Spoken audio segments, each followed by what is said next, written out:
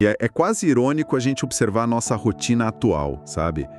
A humanidade construiu um mundo ultraconectado, Completamente. cheio de aplicativos de produtividade, terapias de toda sorte, metodologias ágeis de gestão de tempo.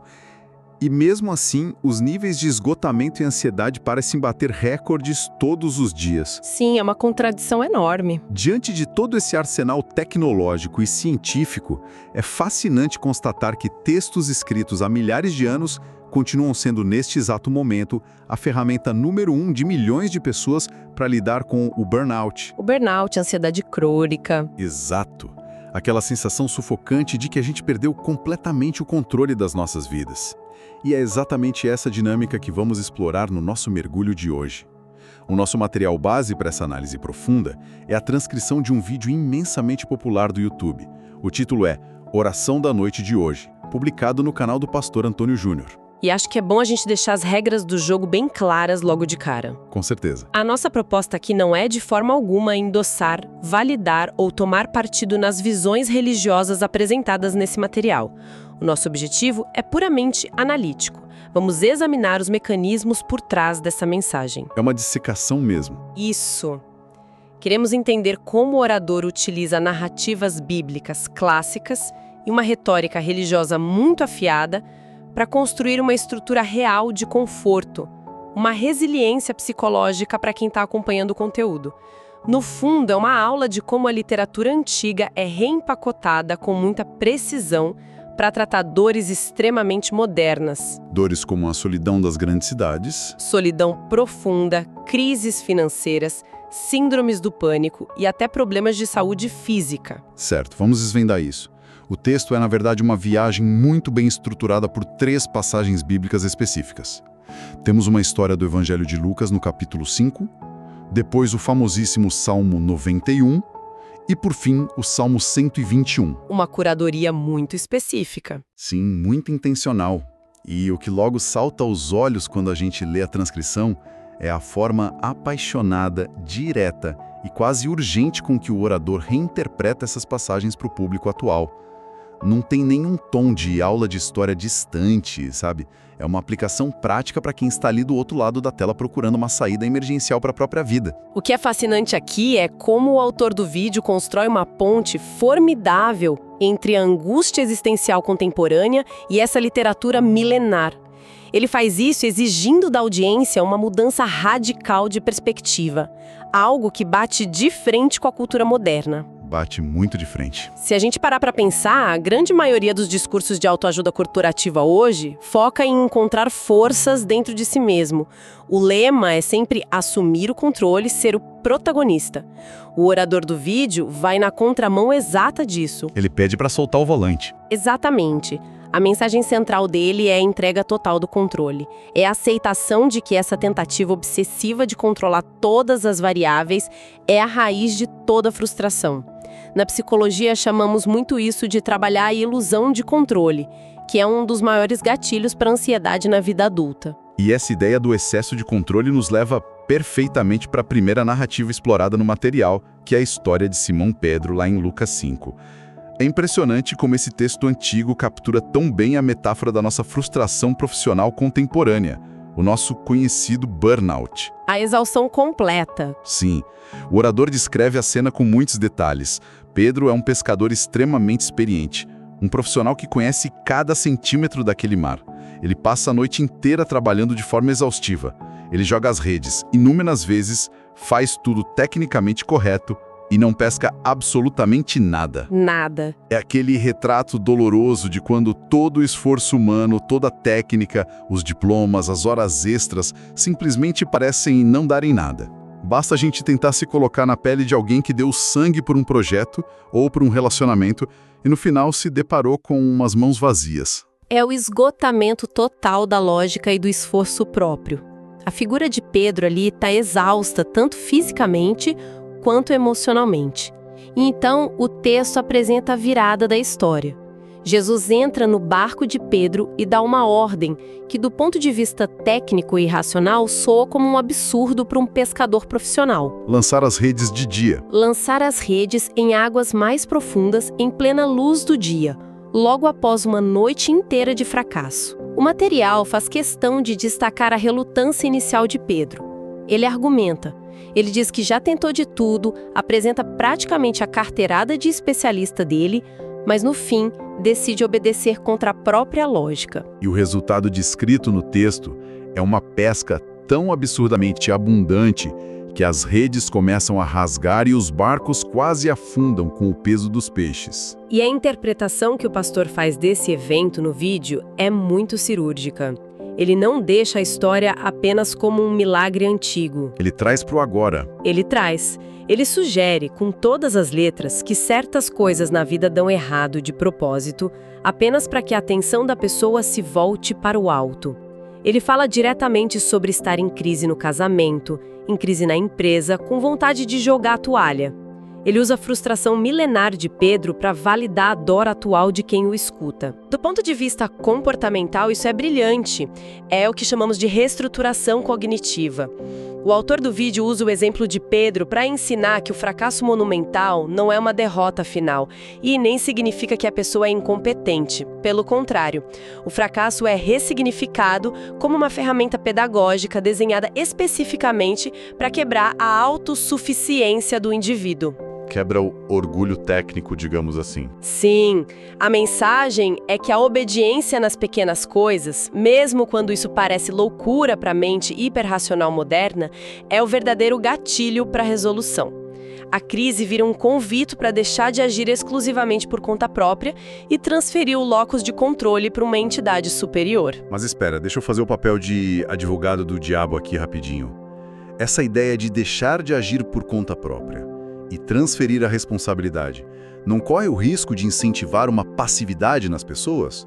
Do tipo, vou cruzar os braços e esperar o barco encher de peixe sozinho? Essa é uma observação excelente. E é aí que mora a nuance sutil da retórica do vídeo. A entrega que ele prega é a entrega do resultado, não da ação. Ah, entendi. Pedro ainda teve que pegar as redes pesadas, levantar, ir para águas profundas e jogar as redes novamente. O esforço físico continuou existindo, mas a pressão sobre o resultado final foi terceirizada. Psicologicamente, isso oferece um alívio imenso. O estresse esmagador não vem de trabalhar duro. Ele vem da crença de que somos os únicos responsáveis por garantir que o trabalho duro dê certo. É o peso da garantia, não do esforço. Exato. Quando o orador separa a ação do resultado, ele alivia a carga mental da audiência sem necessariamente encorajar a inércia. Isso faz muito sentido. E para ilustrar ainda mais esse peso da autossuficiência, o texto cita de forma muito interessante um trecho de uma música de um cantor chamado David Quillan. A letra diz assim: "Eu quero ser como criança e te amar pelo que és. Voltar à inocência, mas às vezes eu sou levado pela vontade de crescer e torno-me independente e deixo de simplesmente crer." Uma letra bem profunda. Muito. O pastor usa essa música para martelar a tese de que o ato de crescer, de assumir a capa do adulto independente que resolve tudo, traz uma falsa sensação de controle que só adoece a mente. A verdadeira paz estaria em aceitar uma dependência quase infantil. E essa formulação retórica é poderosíssima porque ela valida uma vontade secreta que quase todo adulto tem. A vontade de não ter que decidir nada por um dia inteiro. A exaustão moderna vem, em grande parte, da chamada fadiga de decisão.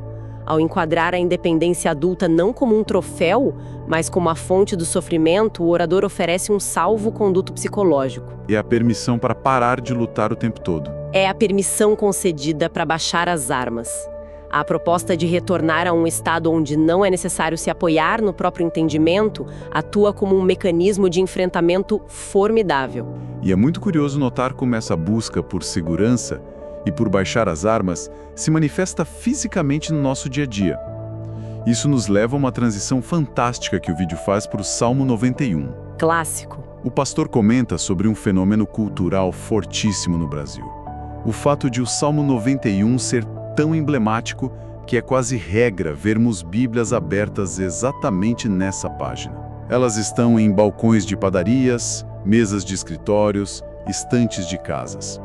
Muitas vezes são Bíblias com as folhas já amareladas pelo sol, acumulando poeira, servindo como uma espécie de amuleto de proteção físico e espacial. É um objeto que ganha uma aura de proteção. O livro fica lá exposto para repelir o mal, mas as pessoas raramente param para ler as palavras. É o que podemos chamar de coisificação de um texto sagrado ou a criação de um tótem. A necessidade humana de concretude é tão grande que transforma o objeto livro em um escudo mágico. E a jogada retórica do orador nesse momento é justamente tentar desconstruir o uso desse salmo como um mero talismã. Ele tira o foco do objeto. Sim, ele chama a audiência para uma compreensão muito mais imersiva, argumentando que a presença física do livro não serve de absolutamente nada se não houver uma vivência mental e espiritual daquelas palavras. Aqui é que a coisa fica realmente interessante. O material começa a destrinchar as metáforas do Salmo 91, exigindo que quem escuta preste atenção nas imagens de perigo e proteção. Por exemplo, ele cita a proteção contra o laço do passarinheiro, que era o caçador de aves da época. Uma armadilha muito sutil. O pastor não deixa isso no passado agrário. Ele traduz o laço como as armadilhas invisíveis e diárias do nosso presente. Aquela fofoca corporativa para tentar derrubar alguém, a fraude financeira no celular, as tentações que sabotam a rotina nos pequenos detalhes. Em contraste com a armadilha sorrateira, ele evoca a imagem gigantesca de Deus como uma ave majestosa que cobre os filhotes com as próprias asas, oferecendo um refúgio acolhedor e impenetrável. Para capturar a força bruta dessas imagens, precisamos olhar para o contexto histórico que o vídeo aborda. O salmo é comumente atribuído ao rei Davi. E a figura de Davi aqui não é retratada apenas como a de um monarca no trono, mas como a de um guerreiro implacável. Um líder que vivia sob ameaça e ataque constante, de dia e de noite. Um estado de alerta contínuo. O salmo usa palavras pesadas. Fala em não temer o pavor que espreita na noite, a flecha que voa de dia, a peste que se move nas trevas ou a mortandade que devasta ao meio-dia. É uma linguagem bélica, de cerco militar. O orador usa com maestria esse cenário de campo de batalha para espelhar e validar a sensação de hipervigilância que as pessoas sentem hoje. Aquela ansiedade crônica. Muitos vivem como se estivessem literalmente sob cerco. Cerco de boletos, de diagnósticos médicos assustadores e de uma instabilidade social que não dá trégua. É um paralelo perfeito. E no meio desse cenário de batalha, o vídeo chega àquele verso que é provavelmente um dos mais recitados da história. 1000 poderão cair ao seu lado, 10.000 à sua direita, mas nada o atingirá. Parece uma promessa de imunidade absoluta, um escudo de força quase de ficção científica. Mas o pastor faz uma pausa dramática aí. Ele introduz uma regra de ouro que muda completamente a dinâmica da promessa. Exato, esse é um ponto de virada crucial na narrativa. O orador enfatiza de forma muito incisiva que essa imunidade almejada é estritamente condicional. Não é de graça. Não é um passe livre e automático. O texto diz que a promessa se aplica exclusivamente àqueles que habitam no esconderijo. Ou seja, aqueles que mantêm o temor reverencial e não se afastam da presença divina por livre e espontânea vontade. E qual é a função dessa condicionalidade na cabeça de quem escuta? Porque, à primeira vista, parece que ele está tirando o conforto que acabou de oferecer. Na verdade, é um recurso psicológico de engajamento poderoso. Se a proteção fosse incondicional e garantida independentemente das ações humanas, a narrativa geraria apatia. Ao introduzir a condição do tipo você precisa se manter próximo para estar sob as asas, ele devolve uma pequena, mas vital fração de controle para o indivíduo através da responsabilidade moral. Ele cria uma escolha. Isso. Ele alerta que quem escolhe sair debaixo das asas fica à mercê das flechas, argumentando que é fácil constatar isso ao redor, em lares onde há grande destruição e bagunça estrutural. O contraste entre a paz do esconderijo e o caos do lado de fora é o que prende a atenção e mantém a pessoa engajada no sistema de crenças. Isso cria um senso de urgência muito forte. O vídeo coloca a tranquilidade de um lado e o caos do outro. E carregado de toda essa tensão emocional, a análise avança para a terceira passagem bíblica, o famoso Salmo 121. Ele começa com aquela imagem clássica: levanto os meus olhos para os montes e pergunto de onde me vem o socorro. Uma imagem poética. Sim, mas o autor do vídeo traz um pano de fundo para essa abertura que quebra qualquer clima de apenas contemplar a natureza. É um cenário de cortar o coração. É o cenário do luto profundo. O material afirma que Davi compôs esse salmo pouco depois de receber a notícia da morte do profeta Samuel. Para quem não tem familiaridade com as narrativas antigas, Samuel não era só um profeta distante. Ele foi o grande amigo, conselheiro e mentor que ungiu Davi. Era a base de apoio dele. Portanto, as palavras do Salmo não são um poema idílico sobre montanhas bonitas no horizonte. É o desabafo visceral de alguém que perdeu seu porto seguro humano e se vê completamente órfão e isolado diante de responsabilidades políticas e militares esmagadoras. É o grito da mais absoluta solidão. E a solidão é a epidemia silenciosa do nosso século. Então isso reverbera de forma imediata. Mas o pastor entra num detalhe sobre os montes que mostra que a referência vai muito além da geografia física. Ele explica que não se tratava de procurar ajuda no topo de uma colina qualquer. De forma alguma.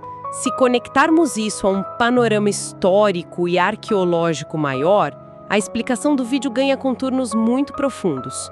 Naquela região, no Antigo Oriente Próximo, os pontos mais altos, as colinas e as montanhas, não eram apenas acidentes geográficos. Eram chamados altos, os locais tradicionais onde as sociedades erguiam os altares para cultuar divindades pagãs ligadas à fertilidade e ao clima, como o Baal. Eram os grandes centros de solução rápida. Eram soluções visíveis e tangíveis para os problemas do povo. Então, quando Davi olha para esses montes repletos de altares fumegantes e pergunta de onde me vem o socorro, a resposta dele é uma rejeição calculada. Ele está ativamente dizendo não para soluções fáceis, visíveis e ilusórias da sua época. Ao cravar que o seu socorro vem exclusivamente do Criador dos céus e da terra, ele está se recusando a terceirizar sua esperança para os ídolos que estavam literalmente no seu campo de visão. O que é fascinante é a habilidade com que o pastor pega essa rejeição da idolatria do mundo antigo e traduz perfeitamente para o comportamento moderno. Ele lista de forma muito enérgica as montanhas modernas nas quais as pessoas não devem depositar a sua confiança. As falsas seguranças de hoje. O texto vai fundo. Ele cita amuletos, crucifixos, gurus da internet, estátuas de santos, líderes carismáticos e até o famigerado azeite ungido, que muitas vezes é vendido como solução mágica em certos contextos religiosos. O argumento central é que nada disso, nenhum objeto tátil ou figura humana de autoridade, tem o poder de blindar a vida de alguém. O nível de exigência do vídeo é uma confiança radical e inabalável apenas na força invisível. Confiança inabalável, o material cria um paradoxo proposital ao contrastar duas imagens divinas bem diferentes. Ele faz um paralelo muito forte. A primeira vem do próprio Salmo 121, descrevendo Deus como o guarda de Israel que não cochila nem dorme, um sentinela atento 24 horas. Mas aí, para complementar, o pastor traz a história do Novo Testamento, onde Jesus está dormindo profundamente no fundo de um barco, no meio de uma tempestade violenta, enquanto os discípulos entram em desespero achando que vão morrer. É uma contradição que chama a atenção na hora. O sentinela que nunca fecha os olhos versus o Salvador que parece ignorar a tempestade letal. Mas a resolução que o vídeo dá para esse paradoxo é uma verdadeira aula sobre como ressignificar o sofrimento. Os discípulos acordam Jesus apavorados, no limite do pânico, com a certeza de que foram abandonados à própria sorte. Mas a explicação oferecida não é de um abandono ou de um sono negligente. Exatamente. A interpretação apresentada de que o sono no barco era, na verdade, um teste calculado de autonomia e de maturidade. A ideia de que Jesus esperava que os próprios discípulos levantassem e, usando a autoridade e o convívio prévio com ele, encarassem a tempestade de peito aberto, mantendo o bom ânimo que lhes havia sido ensinado. Era para eles assumirem a postura, não entrarem em pânico. Ciência religiosa. A dissonância cognitiva que ocorre quando o indivíduo reza, clama por ajuda e só recebe silêncio em troca. A genialidade da argumentação é transformar a aparente ausência em um selo de confiança. Se o guarda parece dormir no meio do caos, não é porque ele se ausentou, mas porque ele sabe que o barco não vai afundar e que a tripulação já tem o que é necessário para atravessar a tormenta. Então, o que tudo isso significa quando a gente recua um passo e olha para a pintura inteira? Nós passamos pela exaustão e pelo fracasso de Pedro depois de uma noite inteira de esforço inútil, passamos pelo escudo condicional contra os inimigos e as pragas no Salmo 91, e terminamos com a solidão extrema e o luto de Davi no Salmo 121, tendo que ignorar as falsas seguranças visíveis ao redor dele. O arco narrativo é muito bem fechado. Muito claro. Fica evidente que, independentemente do credo de quem escuta, esse material exemplifica magistralmente como narrativas ancestrais sobre medo noturno, ameaça de guerra, luto e perda são reescritas com uma precisão cirúrgica para as necessidades de hoje. O propósito final é tratar doenças contemporâneas. A depressão silenciosa, o pânico paralisante, o estresse corporativo, tudo isso opera como um sistema sofisticado desenhado para pegar aquele peso de 1 tonelada chamado controle absoluto e retirá-lo dos ombros do ouvinte. E entender as engrenagens dessa transferência de responsabilidade é essencial. Ajuda a decodificar como uma parcela enorme da população consegue construir resiliência e encontrar equilíbrio emocional em um mundo que parece mais instável a cada noticiário. Quando o texto fala sobre encontrar descanso na sombra do Altíssimo ou sobre esconder-se debaixo das asas, a gente precisa enxergar além da poesia literária. Tem um processo psicológico profundo aí. Psicologicamente falando, é um comando libertador para soltar as amarras. É validar a desistência do hipercontrole. O alívio que emana dessas mensagens não é simplesmente místico. É a profunda descompressão mental que acontece através do ato genuíno da rendição. É o convite mais tentador do mundo. Parar de lutar contra a correnteza e simplesmente flutuar. E essa jornada toda nos deixa com uma reflexão provocativa. Se o grande alívio encontrado nessas histórias milenares vem justamente do ato radical de abrir mão do controle. Seja o pescador ou o guerreiro. Exato. Seja o pescador que joga a rede contra o próprio conhecimento, ou o guerreiro que confia a própria vida a um sentinela invisível. Até que ponto a exaustão implacável que sentimos hoje não é apenas a consequência de uma ilusão muito bem vendida pela vida moderna? A ilusão de que somos capazes, e pior ainda, de que temos a obrigação de dominar e controlar até a última variável das nossas histórias. Fica aí essa provocação para pensar. Muito obrigado pela companhia nesta análise profunda e até o nosso próximo mergulho.